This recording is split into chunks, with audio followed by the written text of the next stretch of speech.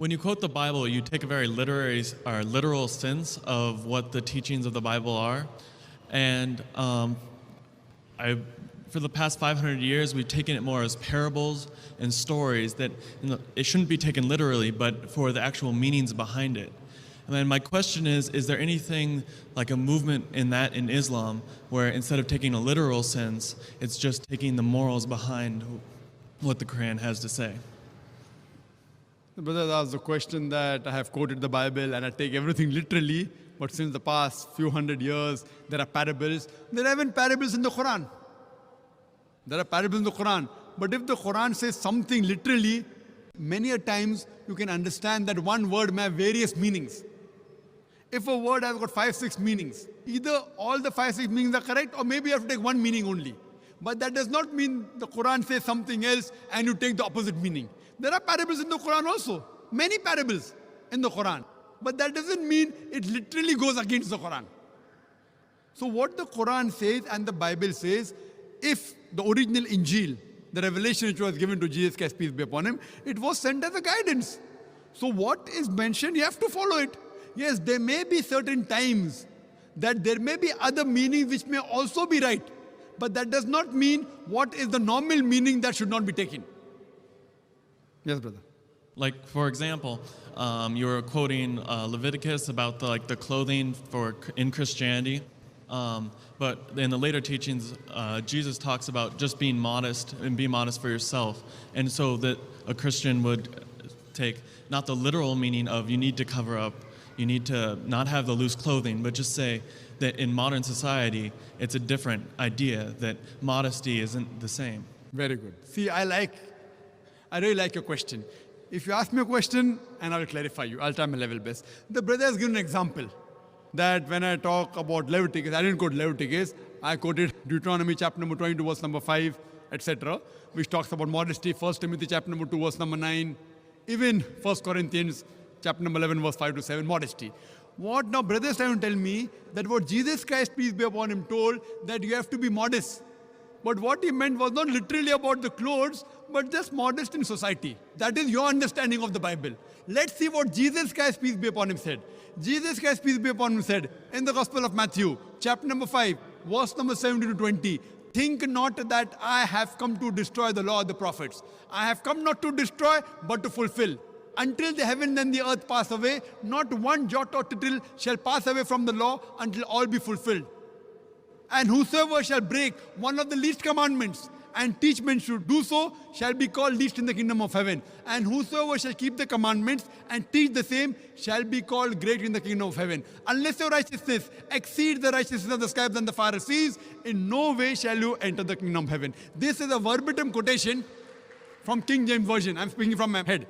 It's a verbatim quotation from King James Version, Gospel of Matthew, chapter number 5, verse number 17 to 20. So Jesus Christ says that even if you break one jot or tittle from the law, from the Old Testament, you shall not enter the kingdom of heaven. So when the Old Testament says the woman shall not wear clothes that which pertain to a man, and a man shall not wear clothes that which pertain to women. Now tell me, Brother Zakir, that's the literal sense. Now the society is changing.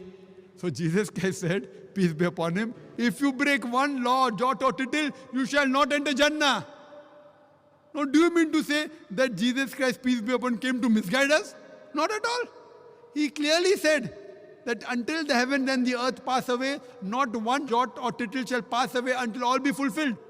Then later on the teaching of Paul, St. Paul, who is the self-appointed apostle of Jesus Christ, peace be upon him, he tells us that see, the law is nailed to the cross. That is his teaching. It's not the teaching of Jesus Christ, peace be upon him. Who do you believe? In Jesus Christ, peace be upon him, or St. Paul? So Jesus Christ, peace be upon him, said that unless your righteousness exceeds the righteousness of the scribes and the Pharisees, unless you are better than the Jews, you shall not enter Jannah. That means everything what is mentioned in the Old Testament, not to have pork, you have to be modest, has to be followed. That's the reason if you go, the nuns, they are dressed up like the Muslimah. Have you seen the photograph of Mother Mary? She is completely covered. Her head is covered. Up to the wrist, up to the ankle. I'm sure in future you may have, God knows, Mother Mary may be wearing skirts. That is a later development. But the true photograph, if you analyze, same thing with the nuns. The nuns are properly covered. Why? So in Islam, every Muslim is a nun. Every Muslimah, in terms of piety, she has to be pious, she has to be modest. So what I'm telling that if Christian means a person who follows the teachings of Jesus Christ, peace be upon him, then we Muslims are more Christian than the Christian themselves. Yes, brother. Well, how the question was supposed to be about how modern societies interprets these religions and incorporates them into our society. So if we're interpreting them not as a literal sense, we're going to listen, like the scripture you quoted. It would just say, it would be how you feel that Jesus meant by that saying, which would be that we should follow the teachings of the Old Testament and maybe not literally, and we should think about what he means by the laws of what to wear. So when he says follow all this or you can't go to heaven, modern person after the Reformation would think would be that it's what he interprets it Brother, as. if I agree with you that in every modern age we try and reinterpret, then what's the use of the Bible? What is the use of the Quran? If you're going to reinterpret, keep on reinterpreting into modern age and what the modern society believes, you're going to put the Bible into that shell. So what is the use of the Bible then? Why do you require the Bible? Why do you require? What you can say that if science and technology advance, you can understand the Bible better, understand the Quran better, I've got no objection. But if you tell me depending how the modern society behaves, you have to reinterpret the Quran or the Bible, it is totally nonsense. God is our creator. He knows what is best for us. Do you mean to say that God did not know? You are limiting God. That means you are trying to tell me that God did not know that the society is going to change. If you analyze the Quran, though it was revealed 1400 years ago, you cannot point out a single verse of the Quran which is against modern established science. Do you know that? However much the science has established, however much the science advances, it will never be able to prove even a single verse wrong. Yes, it will be able to give a new dimension. When science advances, maybe we will be able to understand that aspect of Quran better. Today, with our limited knowledge of science, we may not be able to understand certain verses of the Quran. But that does not mean you are giving a new look depending upon how the modern society is developing. Modern society, however much it develops, the law will be the same. The woman should be in hijab. The man should lower his gaze. It's not like Canada, now a man can marry a man. In Islam, we don't believe in majority. We believe in truth.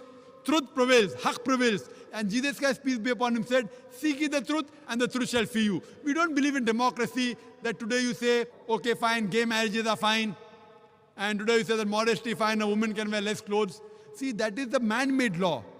The person who has created us is Almighty God. He knows what is good and what is bad for us. Therefore, religion means a way of life.